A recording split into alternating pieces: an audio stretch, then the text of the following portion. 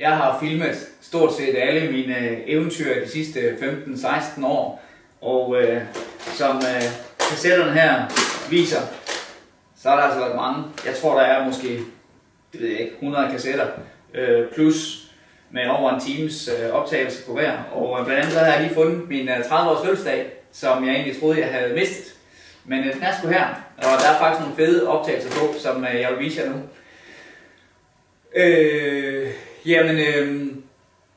Det startede med, at jeg havde lige solgt Crazy Daisy op til min 30-års fødselsdag, og var kommet nogenlunde fornuftigt ud af det. Havde lidt penge på lommen og tænkte, hvad fanden skal jeg nu? Og der var et eller andet i mig, som bare drev mig udenlands. Jeg skulle ud og finde noget i verden, noget andet end Danmark. Jeg kunne ikke forklare det, jeg skulle bare afsted. Så jeg startede i Thailand, købte faktisk ved Jysk Rejsebureau en billet, og røg afsted. Det var en måned før min 30-års fødselsdag, og havde så aftalt med 2 kammerater, at de skulle komme ud og fejre min 30-års fødselsdag med mig i Thailand. Og de ankommer så 2-3 dage før min fødselsdag, og vi mødes i Bangkok, og det er faktisk her, hvor videoen den starter. De er lige landet og har fået sovet ud, og kommer over det værste jetlag, og så ryger vi ellers på en lille sightseeing rundt i Bangkok, inden vi flyver videre til Koh Samui, men det kommer med i videoen her.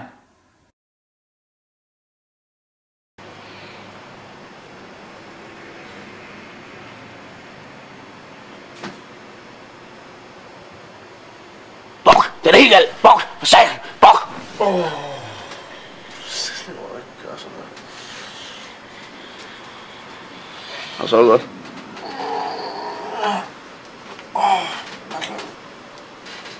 Halv 10. Halv 10.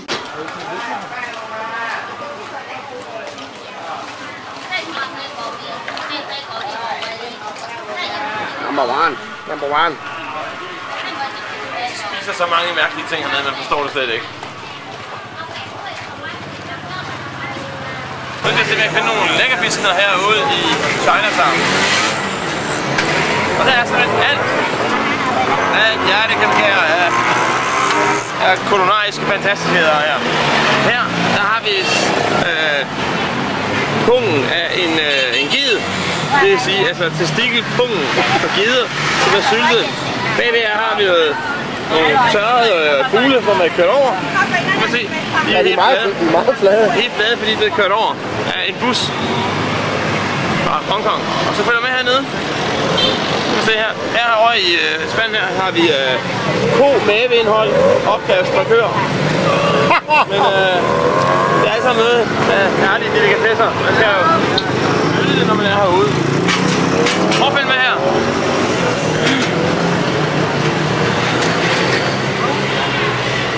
Der er ikke så mange, der ved det her. Det er det, vi kalder. Det er nemlig testiklerne fra gederne, som lå i det, vi så før. Så gede testikler, vi har her, som bliver ristet en herlig sammen med kaffebønner af det. Og gede testikler. Prøv at med, vi har mange andre spændende ting her.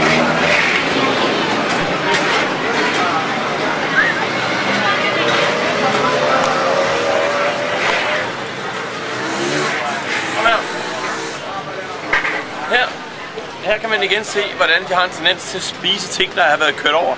Her har vi overkørte fisk.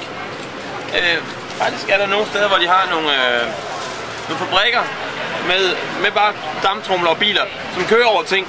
Alt muligt, for at skal vi helt fladt. For de har mange problemer med transporten hernede. Så flade ting er billigere at transportere. Så derfor spiser man generelt mange flade ting. Pizzaer og pandekager i højt kurs hernede. Og så ser jeg her, at min kusine sidder herovre og sover. Hun har spist pizzaer og pandekager den ganske nat. Hun er lidt træt af det hele af ham. Jeg har været så pisse uheldig, at jeg havde noget dykning skrabt mig på nogle koraller, og havde fået noget frygtelig betændelse i mine fødder. Og var skidesyg og på penicillin lige op til. Så det var sådan lidt kritisk, fordi jeg vidste, at der gik rimelig meget alkohol i den der, når de kom. På Hård og Wagner, vi smager på byen. Vi har fået handlet lidt, og vi har besluttet for at tage flyveren sydpå fra Bangkok til noget, der hedder Koh Samui, som er her, kan I se. Bangkok. og så flyver du ned til Koh Samui.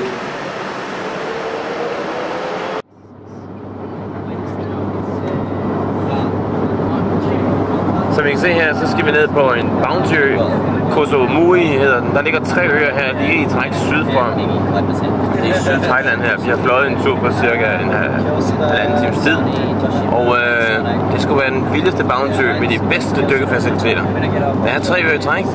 Den ene af dem det hedder en anden ting, som jeg ikke kan huske. Og der er en kæmpe fest, en fuldmåne party, hvor der kommer 15.000 backpackere og fester hver eneste gang det er fuldmåne. Og det er altså igen den 2. september, som passer meget. Det er lige dagen efter Ralfs fødselsdag. Så hvis han bare kan stå op den dag, så skal han feste som en sindssyg sammen med 14.999 andre backpackere. Så det skal nok blive sjovt. Vi er i hvert fald klar, og vi har noget spændende i gage til ham, kan I tro, på hans fødselsdag. Vi er det senere. Vi er nu kommet i vores super luksusværelse. Det er så super luksus, at vi ikke kan få isterningerne ud af holderen her. Du er alt for tæt på. Ja, men her kan jeg alligevel se isterninger. Chivas og cola. Du er også tæt på i eftermiddag. Det skal jeg til. Close but no cigar. No. Jeg siger bare, no cigar. Jeg kan ikke sige. Hallo! Det må ikke komme på fjernsyn. Kan det gå madskastning? Skal du ikke? Må jeg godt få den gule? Må jeg godt? Må jeg godt drikke den? Ja, kom, vi skal lige live det der. Må jeg godt? Må jeg godt drikke den? Tissue. Hvis du har spyttet i den.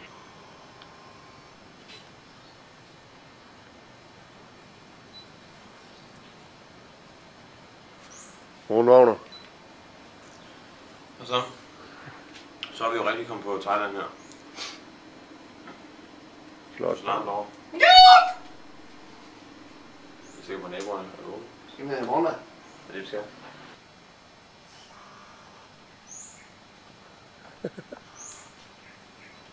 Og 100 meter hernede, der har vi altså stranden. Men den får vi også at se.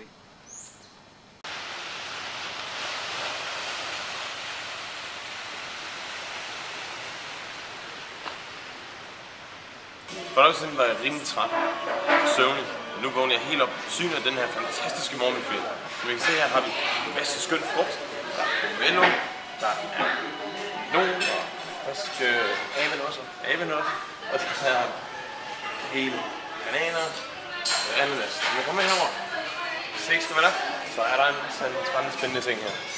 Vi er nået til Le Grand Cuc, og hvorfor den hedder det, det kan man så spørge sig selv om. Jeg tror, den taler sit helt eget sprog. Look at the shape of that thing. Og dens modstykke har vi været lidt i tvivl om, hvor vi skal finde. Det kan jo være, det kan være det her. Eller den der. Eller oh la la.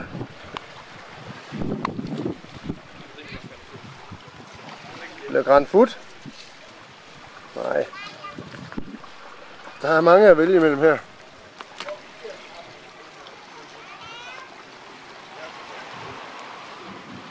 Ah. Now look at that one. Wow.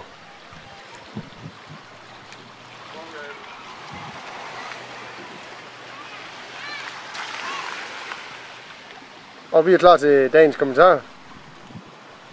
Vi står her ved den store, verdenskendte pik. Og stor er den, må man sige.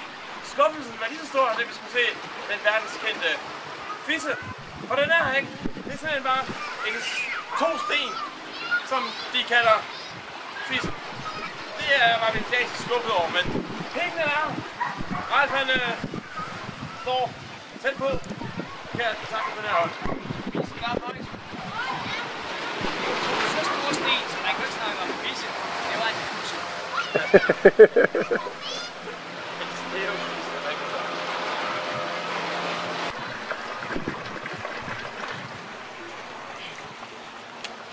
Goddamn climber der. Stor. Godt! Meget populær. Godt klatter! Åh! Kosovoig. Det er klatring. Og det er døde med hårdt. Når man ikke kan se her, der er 1600 meter ned. Og jeg er klar til at styre den i afgrunden. Men ja, vi har været oppe over kanten der. Og så er der for det. Nu skal vi ud og se nogle rigtige lavener.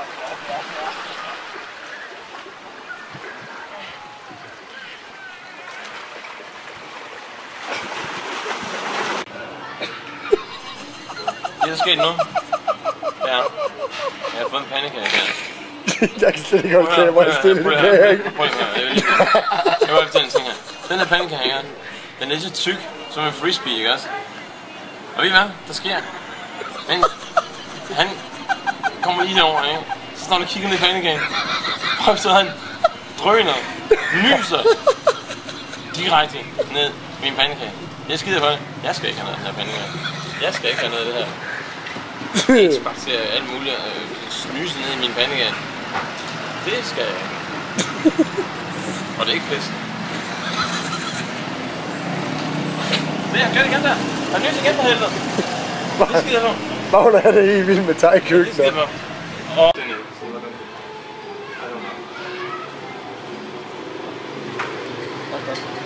Så der. Ja, som I nok kan se, så nyder de sidste timer inden jeg runder et skarpt hjørne. Så, vi går selvfølgelig efter dansk tid, så der er mange timer tilbage endnu. Nej.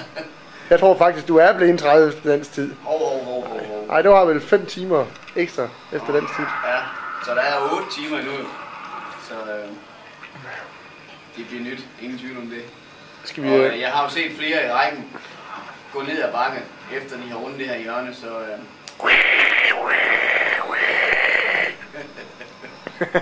Jamen, skål. Skål. Ja.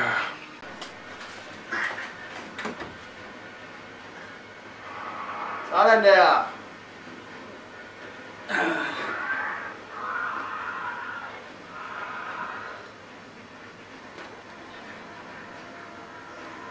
Vi sidder her og nyder livet, mens vores nørd er en IT-administrerende direktør tonser rundt på diverse IT-caféer eller netcaféer, uden at indrømme, hvad fanden han egentlig laver. Så enten så får vi en frygtelig forskrækkelse, når han kommer tilbage lidt senere med nogle skumle planer. Og jeg har fået lov til at ligge i drengenes himmelseng og drikke en god Singha og ryge en, hvad hedder den, Romeo Juliet. Yep. Så du siger bare til, når du vil have en seng tilbage. Morten kan gode grunde ikke spørge efter, som han ikke er. Så, men som før, så har vi 2 timer og 45 minutter til touchdown. 7 timer. 2 timer og 45 minutter til flæskefed. Han bliver for alvor fed, for alvor flæsket. Ja, og så er det bare for sent. Der er ikke så meget at sige. 7 timer. 7. Det er jeg er født i Danmark. Det er dansk tid. Der er 7 timer endnu. Det er længe. Det er længe. Godt. Kig på morfar herovre bagved. 30 tyk og træls.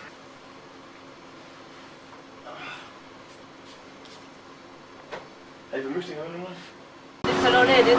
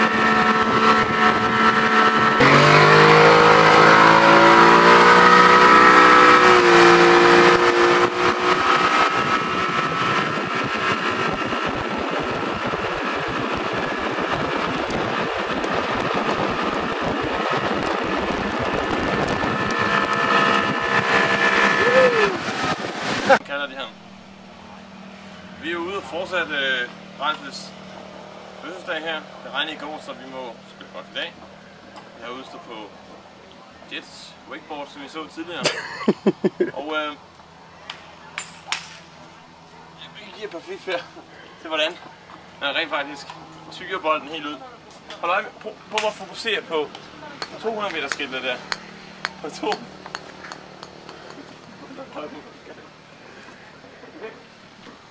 Fødselsdagen, der har hun kommet før. Kom nu. Han tog sådan til fyre bolden over i mål. Kom nu. Det kalder mig jo Bjørn Woods der. Tigeren. Ørnen er landet. Ørnen er landet. Læg mærke til, hvordan jeg driver den i. Hold øje med 200 meter skiltet. Nej, I så det ikke. Prøv en gang til. Vi røg på den anden side 200 meter skiltet. Prøv lige igen. 200. Og det er jo så yards. Hvilke yards. Kom flaske.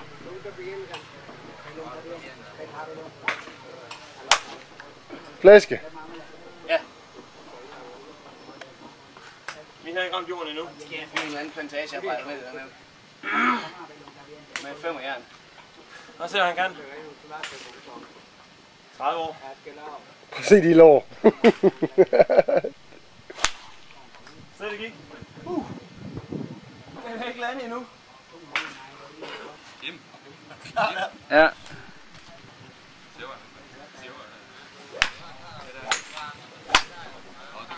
God stil.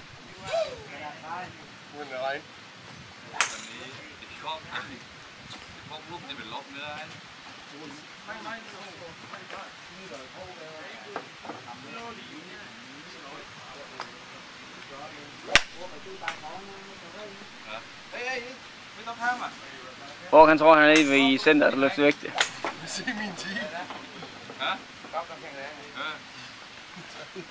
I dag kan man godt ærge sig over, at vi ikke tog kameraet med i byen den aften, hvor jeg fyldte 30. Men der var knald på i et land, hvor alting koster gratis, og ja, fuld af sindssyge muligheder. Og specielt når en af os tre rundede et skarpt hjørne, så var der jo lagt i kakkeloven for de andre to. Men de historier tåler ikke dagens lys, i hvert fald ikke foran et kamera. Men sjovt var det, og til jer to, der var med, Henrik Borg og Morten Wagner, tusind tak. Det var sgu en fed aften, og det var endnu federe faktisk at finde den her video 12 år senere. Så det må vi gøre igen.